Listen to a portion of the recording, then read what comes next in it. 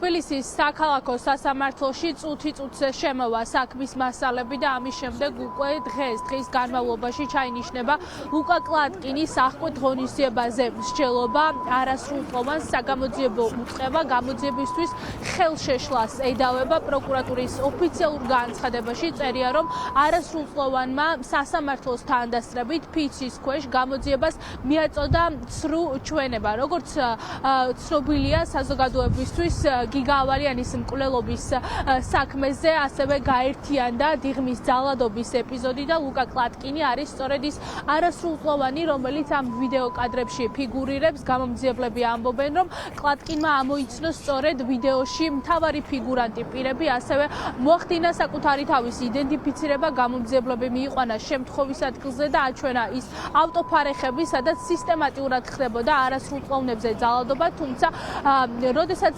კლატკინი სასამართლოში მოსამართლის თანდასწრებით გამოიკითხა, ეს ფაქტები უარყო და საკუთარი ჩვენება გააბათილა. სწორედ ამიტომ მოხდა კლატკინის დაკავება და დღეს გავიგებთ, გაუშვებენ თუ არა არასრულწლოვანს ორთვიან წინასწარ პატიმრობაში. რაც შეეხება გიგა ავალიანის ოჯახის წევრების პოზიციას, შვილმოკლული დედა ითხოვს, რომ პასუხისგებაში მიეცეს ყველა ის პირი, ვინც დანაშაულის შესახებ იცოდა და გამოძიებას არ შეატყობინა და ასევე ის პირებიც, ვინც ამ სასტიკ დანაშაულში იღებდნენ მონაწილეობას.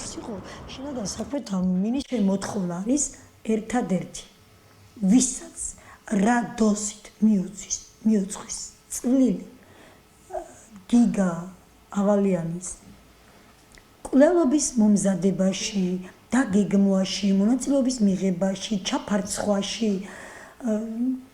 ყველაფერში, ყველა შესაბამისი ბრალით დაჯდეს საბრალდებო სკამზე. ყველამ შესაბამისად პროპორციულად, მისი დანაშაულის პროპორციულად აგოს პასუხი. ყველა დაჯდება საბრალდებო სკამზე. სრულწლოვანი იქნება, არასრულწლოვანი იქნება, განურჩევლად სქესისა, განურჩევლად საზოგადოებრივი მდგომარეობისა, ყველაფრისა, სოციალური მდგომარეობისა, ყველაფრის მიუხედავად, აბსოლუტურად ყველა დაჯდება საბრალდებო სკამზე.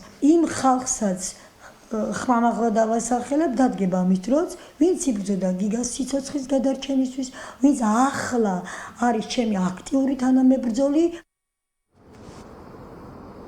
სულ რამდენიმე წუთში უკვე საქმის მასალები იქნება საქალაქო სასამართლოში და დღის განმავლობაში გახდება ცნობილი, გაუშვებენ თუ არა კიდევ ერთ არასრულწლოვანს ციხეში.